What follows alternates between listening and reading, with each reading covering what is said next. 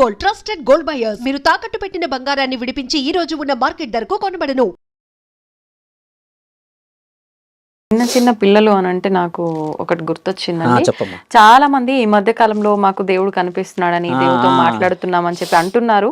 ముఖ్యంగా మా పైకి భగవంతుడు అమ్మవారు వస్తుందని చెప్పి, పూనకాలని చెప్పి, మేము కొలుపు చెప్తున్నామని చెప్పి, అంటే అమ్మవారు మాతో ఇది చేయించడం కోసమే మా పైకి వచ్చింది అని చెప్పి చిన్న చిన్న పిల్లలకి, యంగ్స్టర్స్ కే ఎక్కువగా అమ్మవారు రావటం చూస్తున్నాం. అంటే గత కొన్ని సంవత్సరాలుగా మనం అమ్మవారు రావటం అనేది శిగాలు ఇలాంటి పూనకాలు విన్నా కూడా ఏజ్డ్ వాళ్ళకు మాత్రమే ఎక్కువ రావడం చూసాం. ఎందుకు ఇప్పుడు యంగ్స్టర్స్ లో వస్తున్నారు? నిజంగా ఇది నమ్మొచ్చు అంటారా? ఇదంతా ఫేక్ అనుకోవచ్చు అంటారా? ఒక విధంగా ఏం చెప్పాలంటే అమ్మ, మనము ఫేక్ అని అనకుండా మనం కొంచెం తెలివిగా ముందుకు వెళ్దాం. ఎవరైనా పర్సనల్ గా ఫోన్ చేస్తే మీరు నా నెంబర్ ఇవ్వండి, ఇస్తే నేను వాళ్ళని లైవ్ గా కలుస్తాను. ఎందుకంటే ఛానల్లో ఉన్నాం కాబట్టి మనం కొన్ని ఆలోచనతో చెప్తాను. ఒక వ్యక్తి వచ్చి అమ్మవారి పైనే వస్తుంది అని చెప్పినప్పుడు అడిగిన విషయం ఏంటంటే, మొదట ఎలా వస్తారు, ఎందుకు వస్తారు అని మనం అడుగుతాంగా. మీరు యాంకరింగ్ పోల్డ్ కాబట్టి మీరు కూడా అలాంటి క్వశ్చన్స్ అడుగుతారు. ఇప్పుడు మా దగ్గర కూర్చున్నప్పుడు వాళ్ళు ఇష్టంగా రారు, వాళ్ళ తల్లియో తండ్రియో పట్టుకొని వస్తాడు ప్రెషర్డ్ గా. ఫోన్లో నాతో మాట్లాడమంటే మాట్లాడలేరు వాళ్ళు. తీసుకొని వచ్చారమ్మా. తీసుకొని వస్తే కర్మన్ ఘట్ ప్రాంతం నుంచి నా దగ్గరకు వస్తున్నట్టుగా చెప్పకుండా తీసుకొచ్చి కూర్చోబెట్టిన తరుణం చెప్తున్నాం. కూర్చోగానే హాయ్ నాన్న, హౌ ఆర్ యూ అని చెప్పేసి కొంచెం ఇంగ్లీష్లో ఆ వర్డ్స్ ఈ వర్డ్స్ మోడర్న్గా మాట్లాడినా. మాట్లాడేసి so tell me about your life నాన్న, అది ఇది అని చెప్పేస్తే వీళ్ళ పేరెంట్స్ కొంచెం సిగ్నల్ ఇచ్చిన, కొంచెం వెనక్కి జరగండి అన్నాడు. వాళ్ళు ఇప్పుడే వస్తామన్నట్టు వెళ్ళారు. కొద్దిగా దగ్గర కూర్చొని మాట్లాడినా, I'm like your father, your brother, అది అని మాట్లాడుతూ ఉంటే everyday mother and father is scolding me unnecessary words they are talking and abused language they are using and start చేసింది. అంటే what abused language you are finding అంటే they are fighting each others in front of me only when I came back from school or college అంటే పోతుందంటే, so how can you find that they are fighting for something అని అంటే most of the sense they are talking about finance స్వామి అని అన్నారు. అంటే అంటే finance అంటే మీ గురించే కదా స్వామి అంటే, నో మా గురించి ఫైనాన్స్ గురించి కాదు స్వామి, వాళ్ళు ఏ విధంగా ఫైనాన్స్ సంపాదించాలన్నాడు దానికి మేము ఒప్పుకుంటాం. కానీ ఏ ఖర్చు ఎలా పెట్టావు, నువ్వు అలా ఖర్చు పెట్టావా, అని ఇలా పెట్టావా, దీనికి ఎస్టిమేషన్ ఎంత అయింది, ఈఎంఐ అని కొన్ని ఉంటాయి కదా. ఈ డిస్కషన్స్ నేను చాలా చాలా చాలా చిన్న లైఫ్లో ఉన్నా అనిపిస్తుంది అన్న థాట్ తిరుగుతుంది ఆవిడ మైండ్లో. గమనించండి నా ప్రశ్న. డబ్బుల గురించి తల్లిదండ్రులు కొట్లాడుతున్నారు అని అన్న విషయం ఎలా తీసుకుందంటే ఈవిడ వీఆర్ వెరీ పూర్ అన్నట్టుగా తీసుకుంది. అంటే నేనేమన్నా ఓకే దట్ ఈస్ ఫైన్, ఎందుకంటే ఉన్నది కొట్లాడుకుంటారు వాళ్ళు, ఇంట్లో కొట్లాడకపోతే వీధిలో కొట్లాడతారా నేనంటే. కానీ అలా కొట్లాడడం నాకు, నా ముందే కొట్లాడితే నాకు తీసుకోవాలని, రిసీవ్ చేసుకోవాలనిపిస్తలేదు స్వామీజీ, అది ఇది అని అంటే నీకేమనిపించింది అని నేను అన్న తర్వాత కొద్దిగా ఎనికి జరిగింది. అమ్మాయి అబ్బాయిని లవ్ చేసింది. ఇంకా is a well good person, bike ఉంది, మంచి కార్ ఉంది, ఏదో ఏడ పరిచయం, సమ్ కాలేజ్ అబ్బాయితో తిరుగుతున్నాం, చేస్తున్నాం, well settled. At least will settle in future.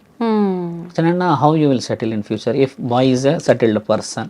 అంటే there is a certain norms అమ్మా, లవ్ అన్నా, అట్రాక్షన్ అన్నా అని అంటే బాగుంటాం. ఇంకా మేము వీళ్ళతో నేను ఉండదలుచుకోలేదు ఈ ఫైనాన్స్ ఇష్యూస్లో. ఈ థాట్ యాక్చువల్ ఆవిడతే, వీళ్ళతో నేను ఉండదలుచుకోలేదు. ఓకే మరి ఆయన ఎలా ఉంటాడు అంటే ఒక సమ్ అట్మాస్ఫియర్లో ఉంటాము, చేస్తాము, అది ఇది అని మాట్లాడేది. అక్కడ వరకు ఒక టాపిక్ వచ్చింది. కొంచెం వెనక్కి వెళ్ళా, 3వ క్లాస్ 4వ క్లాస్ వరకు. తెలుసా అమ్మ 3rd క్లాస్లో ఎక్కడ ఉన్నారు, ఏం చేశారని వెళ్ళిన తర్వాత ఆవిడ చెప్పిన డిస్కషన్, అప్పుడు బాగుండే లైఫ్, మంచిగా ఉండే, ఆడుకునే వాళ్ళం, ఫ్రెండ్స్ ఉండే, కల్చర్గా ఉండే, ఇట్లా అన్నది. ఇప్పుడు నీ లైఫ్ ఎందుకు బాగుండట్లేదు అంటే ఎక్స్పెక్టేషన్స్ కదమ్మా అన్న. సడన్గా ఈ అమ్మవారు ఎందుకు వచ్చారు నేను అంటే, ఎందుకు అమ్మవారు వస్తే నాకు చాలా ఇష్టం రా నాన్న అని ఇట్లా టాపిక్ స్టార్ట్ చేశాను. అనగానే ఈవిడకి ఏంటంటే, ఈవిడని మనం డిస్కరేజ్ చేస్తే ఈవిడ నాకు సీక్రెట్లు చెప్పలేదు. అలా మెల్లిగా లాగేసి మన వైపు మాట్లాడినప్పుడు ఏమన్నదానంటే, ఆవిడ నాకు ఏ స్థితిగతులు ఉన్న శక్తి శరీరం మీదకి రాదు అని ఇండైరెక్ట్గా చెప్పింది. ఈవిడ బిహేవియర్ ఎందుకు చేస్తుందంటే, mother and father they cannot find ఆవిడ యొక్క పర్సనల్ లైఫ్. ఈ యొక్క డైవర్షన్ రాగానే ఈవిడకి ఏదో అయిపోయింది, చాటింగ్ ఎక్కువ చేసి పొద్దుంతా నిద్రపోవడాలు, బయట కాలేజ్ కానీ ఇంకెక్కడికైనా పోయినప్పుడు తినేసి రావడాలు చేసేసి, ఇంట్లో హెల్త్ బాగాలేదని చెప్పి పడుకోవడాలు, ఇవన్నీ కొంచెం అబ్నార్మాలిటీస్ గమనించినప్పుడు నా పైన ఎవరో ఉన్నారు, ఏదో జరుగుతుంది అని కొద్దిగా అట్మాస్ఫియర్ క్రియేట్ చేసినప్పుడు వీళ్ళ మైండ్ అంతా ఎల్లమ్మ మీదే ఉండిపోయింది. యాక్చువల్లీ ఈవిడ ఈ అమ్మాయి మైండ్ అంతా సొసైటీ మీదకి వెళ్ళిపోయింది. కాబట్టి బయటికి రాకపోవడానికి కారణాలు ఏంది అనేది తల్లిదండ్రులు కనిపెట్టాలి. ఈవిడ ఎక్కడ పోతుందని కనిపెట్టాలి. అమ్మాయి బాగా ఉండి మంచిగా తినేసి వస్తుంది, బయట అన్ని చేస్తుంది, తిరుగుతుంది అని అంటే అమ్మ సట్ ఆఫ్ ఒక మైండ్ ఉన్నది ఆవిడ దగ్గర. ఆ మైండ్ని నువ్వు రీడ్ చేయట్లేవు అంటే మదర్ ఫాదర్ ఇంట్లో లేరని అర్థం. అంటే వాళ్ళు వర్క్ కోసం వెళ్తున్నారు, ఈవిడ జీవిత ప్రక్రియ వేరేలాగా అయిపోయింది కదా. ఓపెన్ అయినాకమ్మా వాళ్ళ మదర్ని పిలిచి అడిగిన తర్వాత షీజ్ 16-17 years, ఏం సంగతి అని చెప్తే వాళ్ళ అమ్మని అడిగితే పరిస్థితులు ఇట్లా వెళ్తున్నాం కదా అంటే నేనేమన్నా అంటే మీ అమ్మ మీ నాన్న నీ కళ్ళ ముందే ఏదన్నా చేసుకోనో లేకపోతే ఏదైనా కోల్పోయో ఆరోగ్య పరిస్థితి కోల్పోతే ఎలా ఉంటుంది అని అడిగాను. నువ్వు అప్పుడు మెల్లి కంట్లో నుంచి నీళ్ళు డ్రాప్ అవుతున్నాయి, ఏడప్పుడు మొదలుపెట్టింది. అమ్మ నాన్న లేకపోతే వాళ్ళు నన్ను పెంచారు, కష్టపడ్డారు అంటే 3-4 years క్రితం ఎలా ఉంటామని అడిగాను కదా. అక్కడ నుంచి అడిగినప్పుడు ఏంటంటే మదర్ ఫాదర్ లేకుంటే నీ లైఫ్ ఏంది అని శూన్యం చేస్తారు కదా అని చెప్పి అడిగినప్పుడు ఏమన్నదంటే ఆవిడ ఫ్రీడమ్ ఇస్తే నేను ప్రశాంతంగా ఉంటాను అన్నవాడు వదిలింది ఆవిడ. ఫ్రీడమ్ ఎలా రావాలి?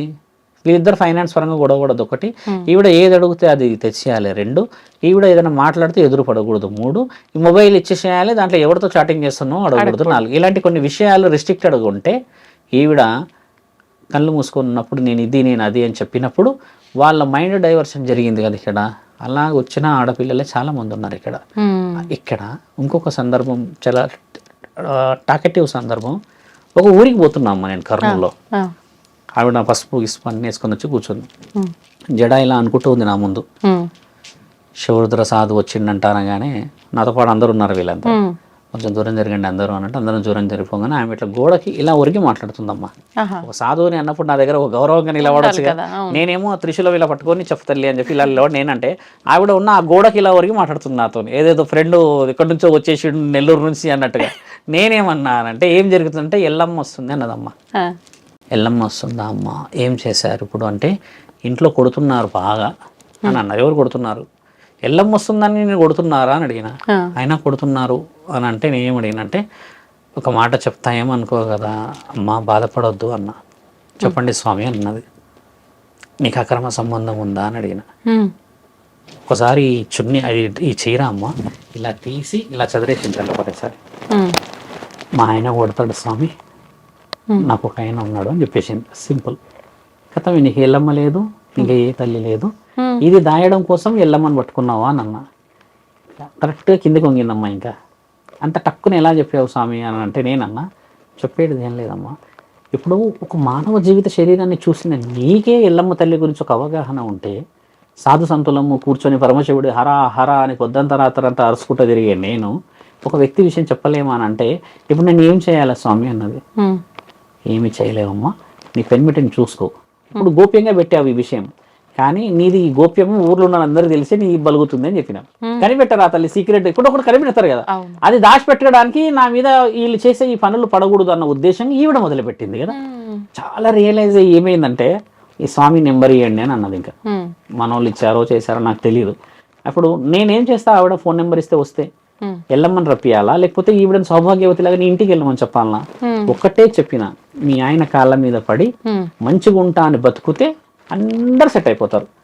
ఈ యొక్క సుఖమే 10 నిమిషాల కోసం వాడు అందగాడు చందగాడు 6 అడుగులు ఉన్నాడు అని అంటే మాత్రం చేతిలో అక్కడ ఇక్కడ నిప్పులు పోసారు కదా, ఈసారి నీ నోట్లో పోస్తారు అని చెప్పాను. కొంతమంది దేవతలు వచ్చినప్పుడు ఈ సలాకులు కాల్చి పెడతారు, మీకు తెలుసా సినిమాల్లో ఉంటుంది, ఇలా పెడుతుంటారు, కోస్తారు. ఆ బాగా వేడి చేసి పెడితే స్పందన ఇవ్వకపోతే దేవత వచ్చినట్టు, స్పందన ఇచ్చేస్తేనేమో దేవత రాదనమాట. ఈవిడ అలా కూడా చేశారంట.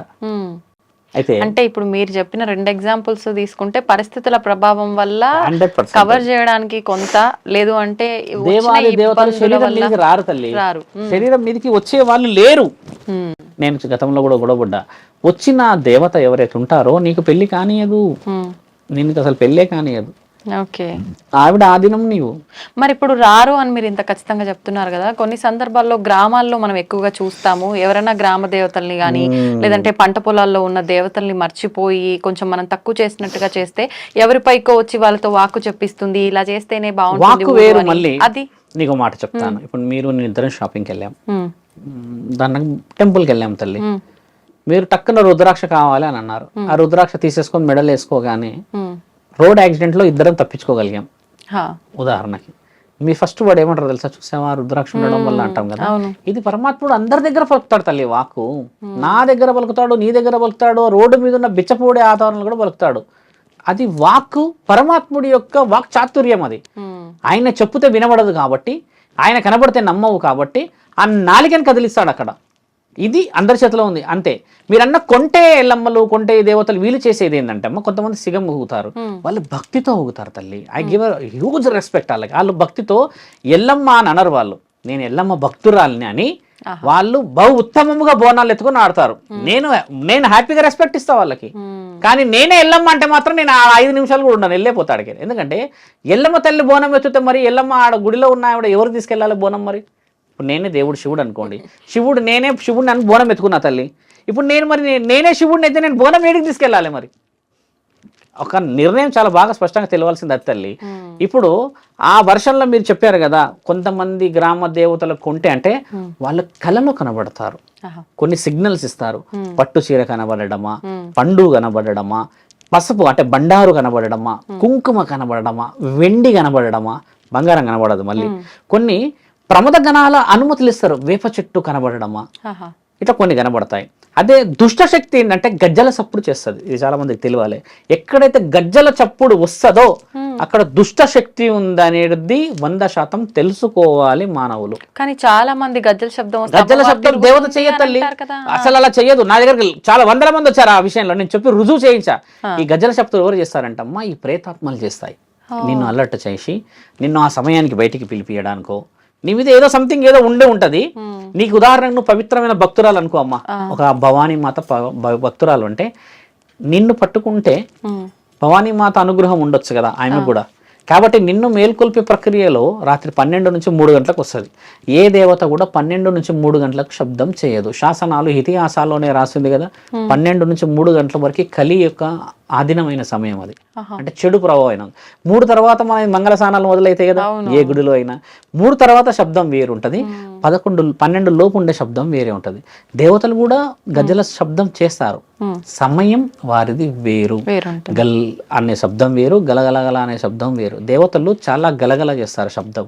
ఒక వ్యక్తి నడుస్తున్నట్టు శబ్దం వస్తుంది, మీరు గమనించండి. ఇప్పుడు మనం కొందరికి 2, 3 ఉంటాయి తల్లి ఆ గజ్జలు. ఆ సౌండ్ పర్టికులర్ గా నడుస్తుంది, టక్ టక్ నడిచి ఒక దగ్గర ఆగుతుంది.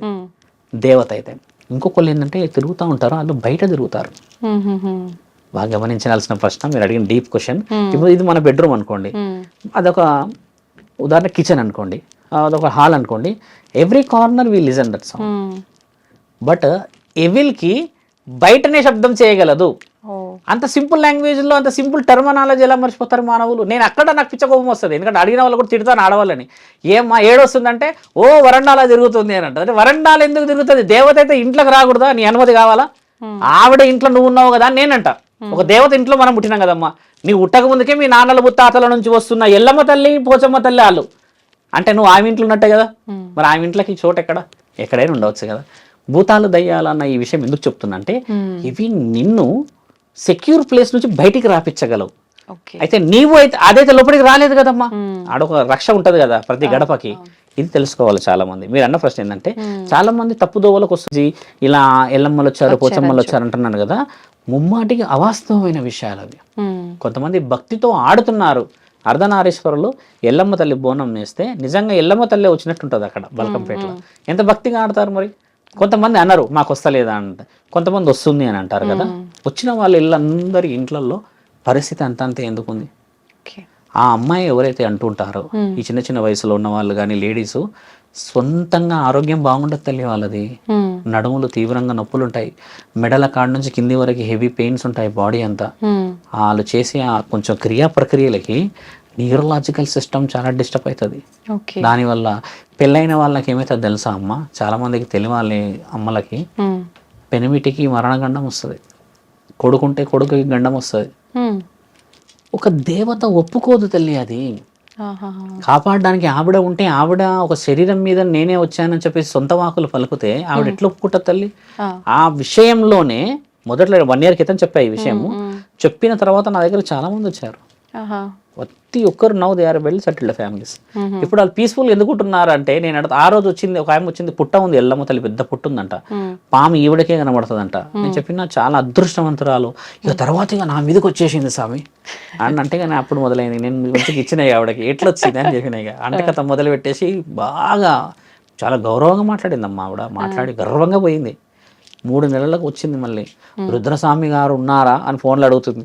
రుద్రస్వామి గారే చెప్పండి అని అనగానే మా ఆయన 11 రోజులు అవుతుంది స్వామి, ఏ హాస్పిటల్కి పోయినా ఏ టెస్టులు చూసినా ఏం వస్తలేదు, కానీ మనిషిలో ఉండట్లేడు అని అంటే పట్టుకొని రా మీ ఆయనని అని చెప్పిన. ఆయన అదృష్టం చూడాలి. అలా ఆయన గారు నా దగ్గర కూర్చున్నాక ఒక 15-20 నిమిషాలుగా రియలైజ్ అయిపోయింది ఇవిడ. నేను చెప్పిన అది చూడమ్మ తప్పు, ఎల్లమ్మ తల్లి పుట్టుంది కదా, రోజు పాలు పోయి గుడ్డు పెట్టుకో, ఇంకేదైనా ప్రమాణం ఉండు ఆడ పెట్టుకో, ఎవరైనా భక్తులు వస్తే ఎల్లమ్మ తల్లి బొట్టు పెట్టేసి అమ్మ బాగా చేస్తుంది అని చెప్పి ఈ ధర్మమైన వాకులు మాట్లాడు. అంతేగాని ఇంకా ఈవిడ గద్దెసుకుంది అక్కడ కూర్చోడానికి. ఇక ఎల్లమ్మ తల్లిని ఎంత తప్పు తల్లి, ఎల్లమ్మ తల్లిని ఆడుకుంటున్నారమ్మా. ఏ రోజు కనబడుతుందో నా తల్లి ఎల్లమ్మ కానీ ఒక్కొక్కళ్ళ భరతం పట్టాలి. ఆవిడ అప్పటికి పాములాగా చూపిస్తూనే ఉంటది. వీళ్ళు కళలో పాము కనబడేసరికి ఎల్లమ్మ తల్లి కనబడుతుంది, కానీ ఆవిడ ఏ రూపాలు కనబడ్డది. ఎల్లమ్మ తల్లి పాము రూపంలో కలవలో కనబడ్డది అని అంటే అది ప్రమాద హెచ్చరిక. ఏ దేవత కనబడదు. ఆయుధం కనబడ్డదంటే ఈపు పగలగొడుతున్నానని అర్థం. బాగా గుర్తుపెట్టుకోండి, ఇది ధర్మం. శివుడు కనబడ్డాడు అనుకోండి, లైవ్ కనబడ్డాడు అనుకోండి, ఇట్లా శివుడు ఎవరికైనా కళలో శివుడు కనబడ్డాడు అని అంటే ఆయన ప్రమద గణాల అధిపతి, గ్రహణాలకు అధిపతి, 14 లోకాలకు అధిపతి కదా. ఆయన ఏ విధంగా కనబడినా ఒక రక్షణ ఆయుధం కనబడద్దు శివుడికి, ఎందుకంటే మన రూపంలోనే కనబడతాడు. ఒక్క మాట స్పష్టంగా మన ప్రేక్షకులకు చెప్పాల్సింది ఏంటంటే, గణేశుడు కార్తికేయుడు శివుడు లాగా ఉన్నారా అమ్మ? పార్వతీమాత లాగా ఉన్నారా? దేవుడు లాగా ఉన్నారు కదా. ఒక్క మానవ శరీరం మాత్రమే మాలేసుకుంటే శివుడు లాగా ఉన్నాం అంటారు. అలాంటిది మరి ఆయన బిడ్డలకి ఆయన శివుడు లాగానే కనబడాలి కదా.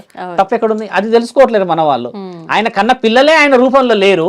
మనం ఏమి ఆయనకు పుట్టిన వాళ్ళమా, ఆయన అణువులో పుట్టిన వాళ్ళమా? ఒక ఆత్మతో పుట్టించుకున్నాం మనని.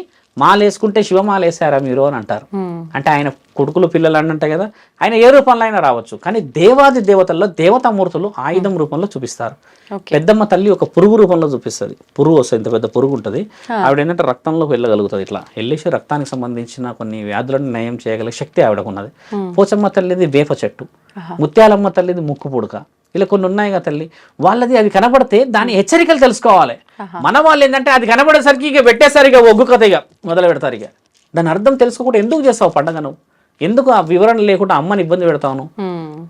ముఖ్యంగా ఉప్పాలమ్మ తల్లి గురించి చెప్తాం సందర్భం కాబట్టి. ఆవిడ ఇలా చేతి వస్తుంది పొలాల్లో. ఉప్పాలమ్మ మనం ఎక్కువ శాతం చూస్తాం, చేతి వచ్చింది అంటాం కదా.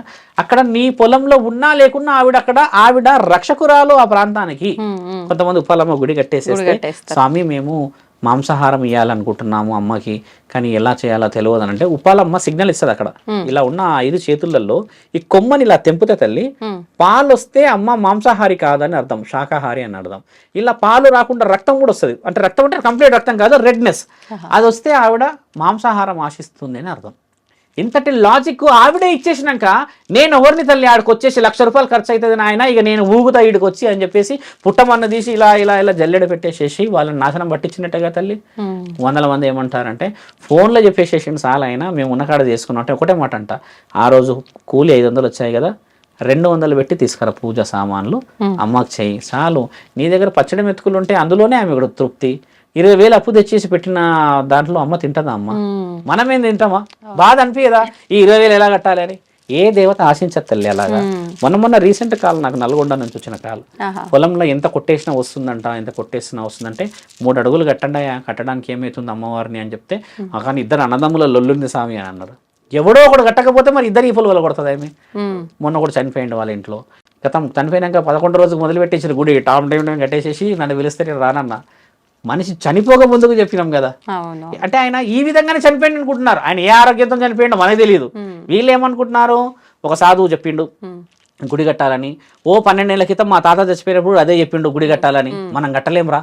ఇప్పుడు పెద్దనాన్న చచ్చిపోయేంత వరకు మనకు రాలేదంటే నెక్స్ట్ వీడోడు దస్తాడు భయాన్ని కట్టేసిరు అక్కడ. అదే భక్తితో కాదు, ధర్మం తెలుసుకోవాలి అంటున్నా నా తల్లి. దేవత లేదంటారా? ఎక్కడైనా ఉంది దేవత, మనసులో ఉంది కదా దేవత. అది తెలుసుకోలేని నీవు ఏ విగ్రహానికి పెడతావమ్మా ఆరాధన? అది తప్పు అంటున్నాం తల్లి. నిజంగా మీరు చెప్పినట్టుగా చూసుకుంటే గనక ఈ పూనకాలు అమ్మవారు రావటం ఇదంతా మీరు చెప్పిన లాజిక్, మీరు లైవ్ లో ఎగ్జాంపుల్ గా చెప్పిన దాన్ని బట్టి చూస్తే ఇది వాస్తవం కాదేమో అనిపిస్తుంది. నిజంగానే అలాంటివి నమ్మకూడదు, మూఢనమ్మకాలు అని కొట్టి పారేసే వాళ్ళు ఉన్నారు. ఇప్పుడు నిజంగా అలాగే కొట్టి పారేయాలనే ఒక ఇన్ఫర్మేషన్ కూడా మీ ద్వారా అయితే అర్థమైంది. నిజంగా చాలా మంచి విషయాలు తెలియజేశారండి. ధన్యవాదాలు. ధర్మో రక్షతి రక్షత.